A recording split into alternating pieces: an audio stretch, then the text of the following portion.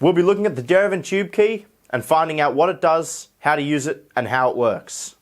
There's a spike on the end for opening the seals. There's a slot you can put your tube so we can roll it up.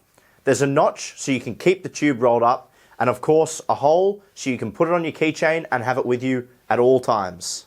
The first step to opening any tube is of course the seal. So what we're going to do, take off the flip cap and poke a hole with the spike. Simple as that. Of course, put the flip top cap back on and don't forget to wipe your tube key clean. From here, we can take any used up tube that you need to get a bit more paint out of.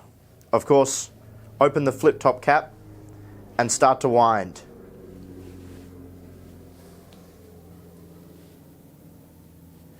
When you're done with the tube, you can close the top and slide it across so that it's in this notch at the top so it doesn't unroll. For the structure tubes you won't notice as much, but with any of the studio and flow tubes you'll really notice they want to unroll. So notching it in is perfect and it holds it there.